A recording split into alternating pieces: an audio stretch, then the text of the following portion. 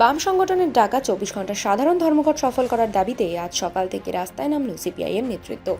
সকাল 6টা থেকে ফারাক্কা ব্যারেজের সরকারি বাস ডিপোর সামনে দাঁড়িয়ে ডিপো থেকে গাড়ি বার হতে দেওয়া হলো না। দফায় দফায় ডিপোর সামনে দাঁড়িয়ে চলল স্লোগান। সকাল 7টায় ডিপো থেকে গাড়ি বের হতে গেলে সেই গাড়িকে আটকে দেওয়া হয় সিপিআইএমের পক্ষ থেকে। দাঁড়িয়ে পড়ে গাড়ি। ঘটনাস্থলে পৌঁছায় পুলিশ প্রশাসন। পরে পুলিশের হস্তক্ষেপের সময়সূচি পার করে ডিপো থেকে বেরায় গাড়ি। তবে বন্ধের প্রভাব পড়েছে বাজারগুলিতে। সমস্তটাই বন্ধ রেখে এই বন্ধ পালন হচ্ছে। প্রথম বিষয় হচ্ছে যে সিআইটিউ সহ সমস্ত বামপন্থী ট্রেড ইউনিয়নগুলো এবং কংগ্রেসের আইএনটিইউসি এবং কেন্দ্রীয় সরকারের যে ট্রেড ইউনিয়ন, যারা কেন্দ্রীয় সরকার পরিচালনা করছে, যে রাজনৈতিক দল, তাদের যে ট্রেড ইউনিয়ন, তারাও এই ধর্মঘটে সামিল হয়েছে।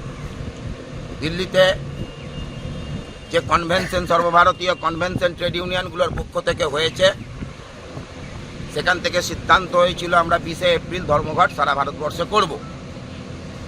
কিন্তু দেশের বিশেষ এক পরিস্থিতিতে সেই ধর্মঘটকে আমরা ডেফার করে আজকে 9ই জুলাই সারা ভারতে কেন্দ্রীয় সরকারের যে জনস্বার্থ বিরোধী নীতি, তার বিরুদ্ধেই আজকে সকাল থেকেই সারা ভারতবর্ষ জুড়ে 24 ঘন্টার সারা ভারত ধর্মঘট চলছে। ফরাক্কাতেও এই ধর্মঘট চলছে। ফরাক্কাতে এই পর্যন্ত আমাদের কাছে যা খবর আছে বিভিন্ন এলাকায়, যে অতীতে যা কোনোদিন হয়নি, যে ফরাক্কার যে ফ্রি ফেরি সার্ভিস, সেই ফ্রি ফেরি সার্ভিসগুলো যে ফিডার ক্যানেলের ওপরে 9টা জায়গায় যে ফ্রি ফেরি সার্ভিস আছে, সেখানেও আজকে সকাল থেকে শ্রমিকরাই ধর্মঘটে সামিল হয়েছে। Bureau report, Bengal journal.